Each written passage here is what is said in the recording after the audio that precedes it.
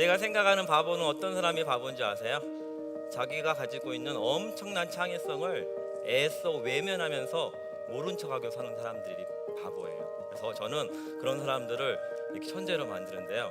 그들이 천재를 거듭나고 나서 이런 사진을 저와 함께 찍어줍니다. 강사로서의 저의 꿈은 무엇일까 제 스스로 질문을 해보거든요. 저는 어느 시점이 된다면 노트북 하나를 들고 전 세계를 여행하고 싶어요. 강의 여행 멋지지 않나요? 누군가에게 새로운 가능성에 눈뜨게 도와주는, 특히 창의성과 문제 해결의 관점에서 새로운 사고방식을 전하는 일이기 때문에 전 세계의 모든 사람들에게 의미 있는 거라고 생각하거든요.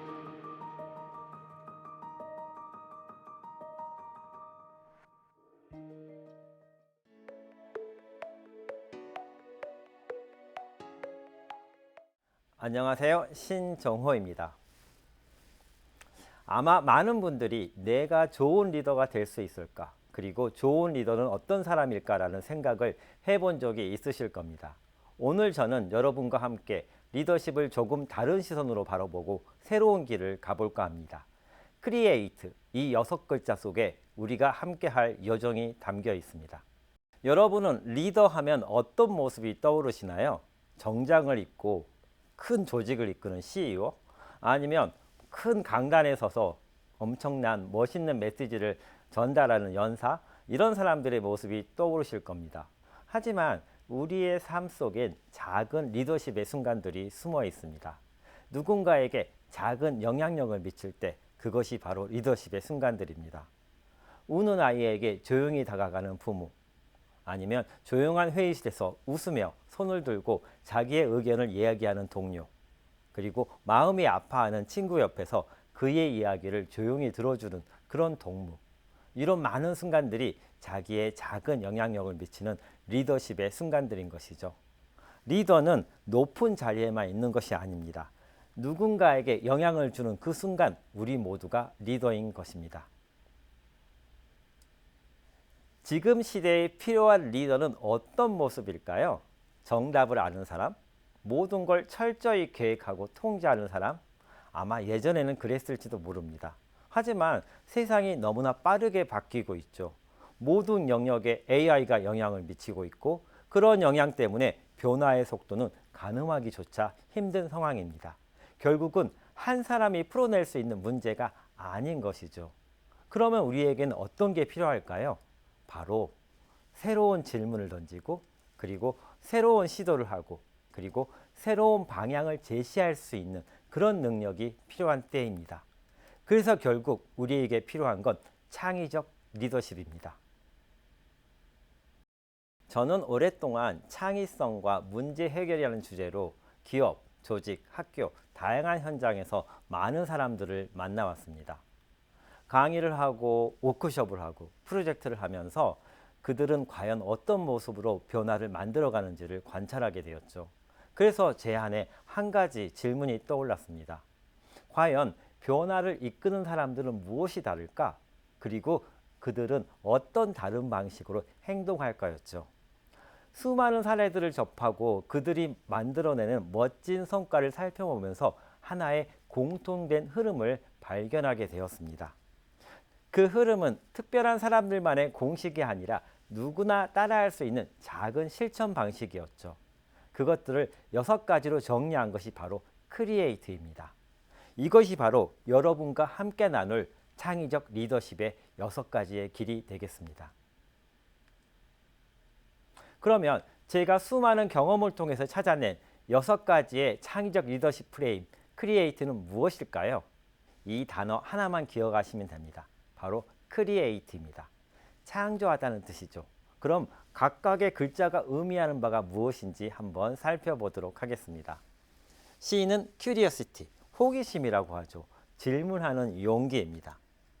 R은 risk taking, 위험을 감수하는 거죠. 실패를 허용하는 태도를 의미합니다. 그리고 E는 empowerment, 맡기고 믿는 신뢰를 의미합니다.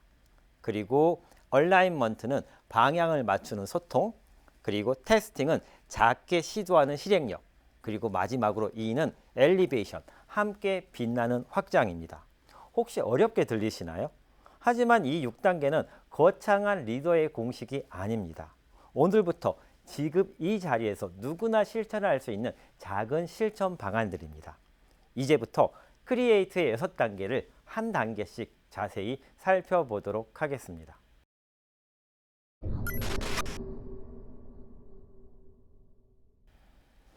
크리에이트의 첫 번째 단계는 큐리어시티, 질문하는 용기입니다. 모든 변화의 시작에는 질문이 있습니다. 그런데 우리 대부분은 익숙한 말로 질문을 막아버리죠. 원래 그렇게 하는 거야. 예전에도 항상 이렇게 했어. 그 말 뒤에 숨어 있는 건 시도하지 않으려는 마음입니다. 그런데 누군가 다가와서 이렇게 물어보죠. 혹시 다르게 해볼 수 있을까? 이런 방식으로 하면 어때? 라고 질문하는 순간 우리는 새로운 변화를 맞이할 수 있게 됩니다. 이러한 질문은 거창한 아이디어에서 시작되지 않아요.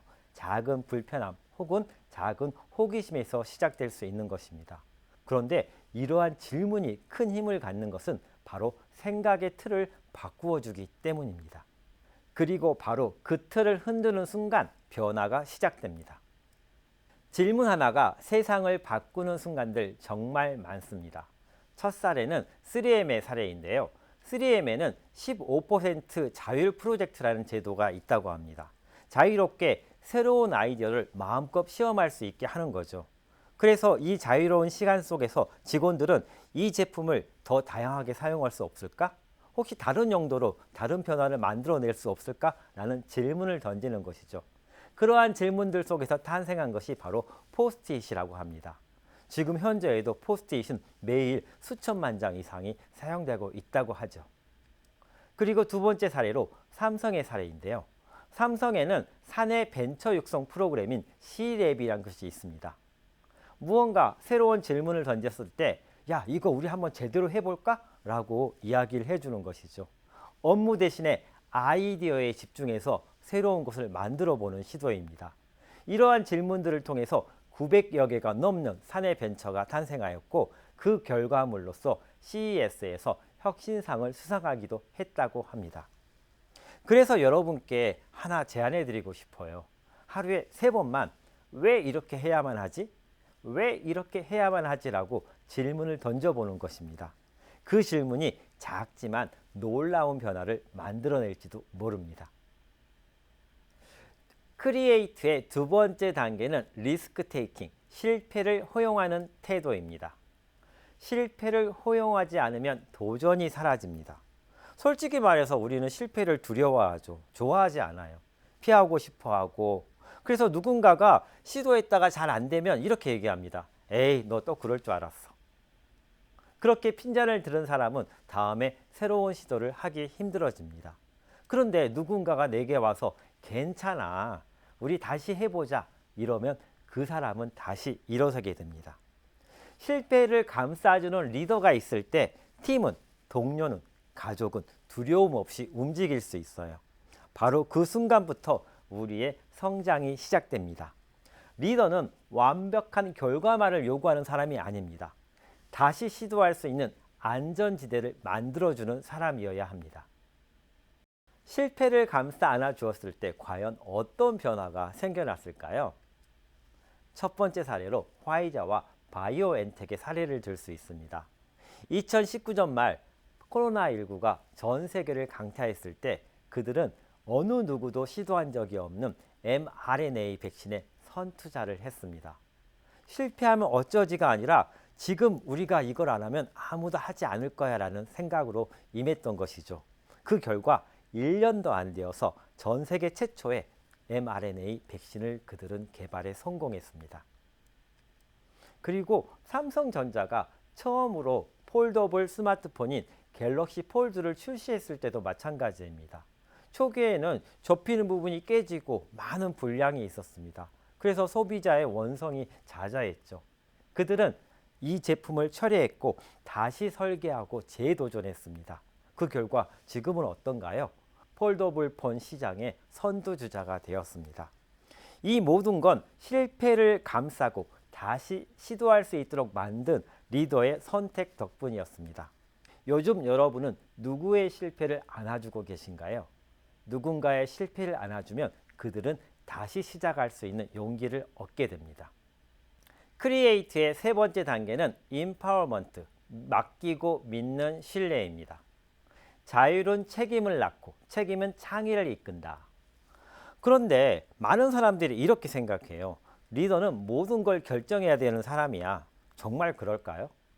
권한은 맡긴다는 건 그건 단순히 네가 해 하고 책임을 떠넘기는 게 아닙니다.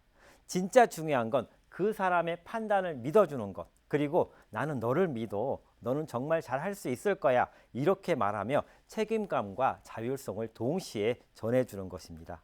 리더는 모든 걸 다 하는 사람이 아닙니다. 사람들이 스스로 움직일 수 있도록 무대를 만들어주는 사람입니다. 바로 그런 사람이 진짜 리더인 것이죠.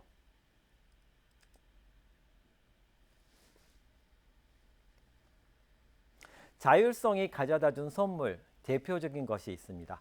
첫 번째는 넷플릭스의 사례인데요. 넷플릭스에서는 예산, 그리고 출장, 그 다음에 휴가 스스로 판단해서 쓴다고 합니다. 놀랍게도 규정이 전혀 없는 이 자유 속에서 직원들의 책임감은 더 강해졌다고 합니다. 왜일까요? 믿어주는 조직은 그 믿음을 다시 신뢰로 되돌려 받기 때문입니다. 또 하나의 사례, 구글의 20% 자율 프로젝트 제도입니다. 모든 직원에게 업무 시간의 20%를 자율 프로젝트에 쓰도록 권한을 주었습니다. 회사 일과 직접 관련이 없어도 괜찮대요. 그런데 조건이 하나 있어요. 당신이 진짜 해보고 싶은 걸 해보라는 것이죠. 이러한 자율 프로젝트를 통해서 지메일, 애드센스 등 수많은 서비스가 새롭게 탄생하였습니다. 맡기면 움직입니다. 믿으면 만들어냅니다. 그래서 창의적인 리더는 어떤 기회를 줄 수 있을까 항상 질문하는 사람이 되겠습니다.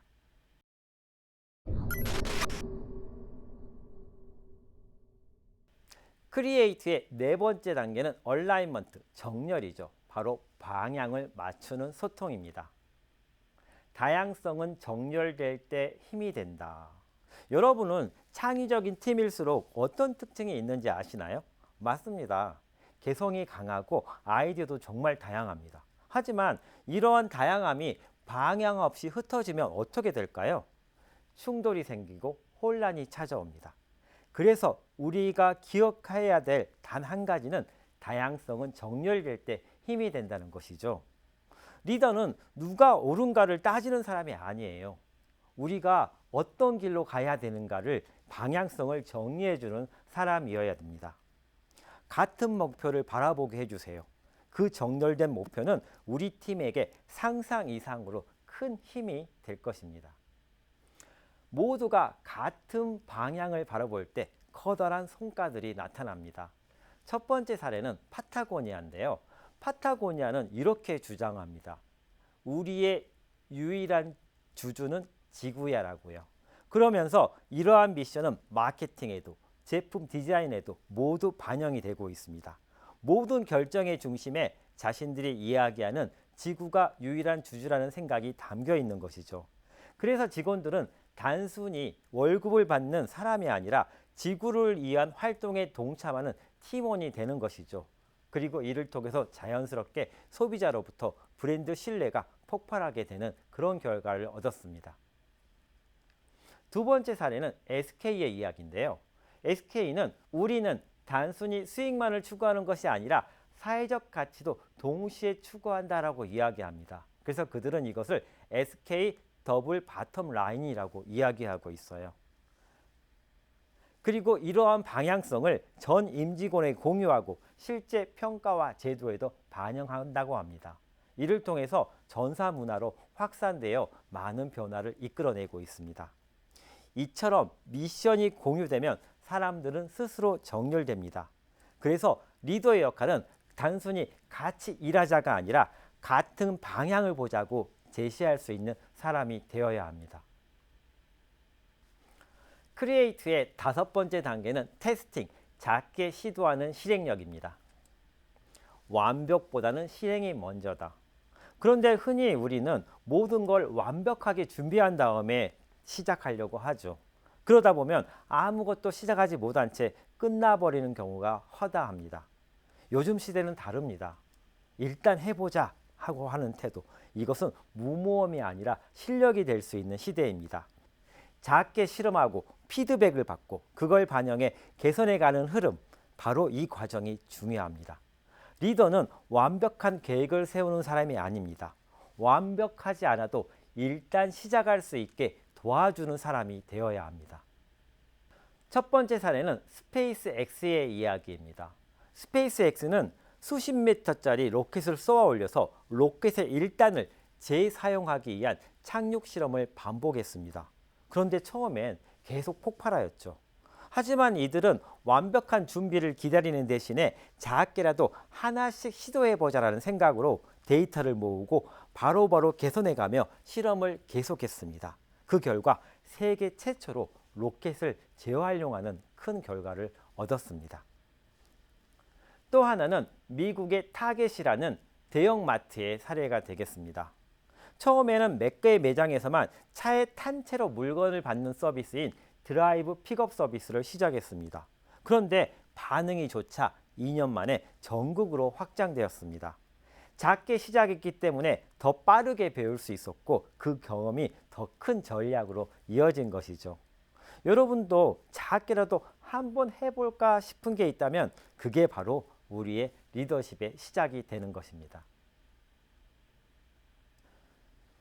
크리에이트의 마지막 단계는 엘리베이션, 함께 빛나는 확장입니다. 성과는 나눌수록 커진다라고 합니다.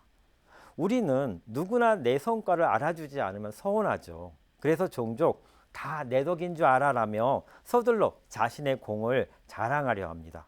하지만요, 진짜 리더는 혼자만 잘 되는 사람이 아닙니다. 야, 다 네 덕이야. 네가 아니었으면 불가능했어 라며 이렇게 말할 수 있는 사람. 내가 가진 기회를 나누고 그 결과를 함께 공유할 수 있을 때 그 리더십은 문화가 되고 조직 전체의 에너지가 됩니다. 그래서 진짜 리더는 자기만 빛나는 사람이 아니라 다른 사람들도 함께 빛나게 하는 사람입니다. 함께 만들어낸 성과들, 대표적인 사례가 있습니다. 먼저 픽사의 사례인데요. 픽사는 모든 프로젝트에 브레인 트러스트라는 제도를 운용한다고 합니다. 이 제도는 아이디어가 덜 익었을 때부터 동료들과 과감하게 공유하고 때로는 냉정할 만큼 과감한 피드백을 전달한다고 합니다. 하지만 그 피드백을 혼자 짊어지고 끙끙 앓지 않는다고 하네요. 모든 사람들이 함께 고민하고 그 고민을 풀어내는 노력을 하는 것이죠. 그렇게 함께 다듬고 함께 성장하는 과정을 통해 토이스토리 2가 탄생했다고 합니다. 또 하나의 사례는 깃허브인데요. 오픈소스 생태계입니다. 이곳에서는 누구나 코드 개발에 참여할 수 있고 성과를 함께 공유하면서 계속해서 확장해 나갑니다. 여기에서 진짜 리더는 혼자만 코드를 잘 짜는 사람이 아니라 사람들이 기여할 수 있는 환경을 만들고 그 기여를 함께 나누는 사람입니다. 바로 그런 사람이 리더입니다. 이게 바로 엘리베이션, 혼자만 빛나는 것이 아니라 누구와 함께 빛나 볼까를 고민하는 것이라는 것이죠. 지금까지 함께 살펴본 창의적 리더십의 6단계, 크리에이트, 마지막으로 한번 천천히 정리해 볼게요. 큐리어시티, 질문하는 용기였죠. 우리가 꼭 이렇게만 해야 돼라고 질문을 던져보는 거였어요. 그 질문을 던지는 순간 우리는 틀을 깨뜨릴 수 있다는 말씀을 드렸습니다. 두 번째는 리스크 테이킹, 실패를 허용하는 태도죠. 너 그럴 줄 알았어가 아니라 괜찮아, 우리 다시 하면 돼. 그러면 많은 일들이 다시 일어설 수 있게 됩니다. 세 번째는 임파워먼트, 맡기고 믿는 신뢰였습니다. 네 번째는 얼라이먼트, 방향을 맞추는 소통. 다섯 번째는 테스팅, 작게 시도하는 실행력. 마지막 엘리베이션, 함께 빛나는 확장이었습니다.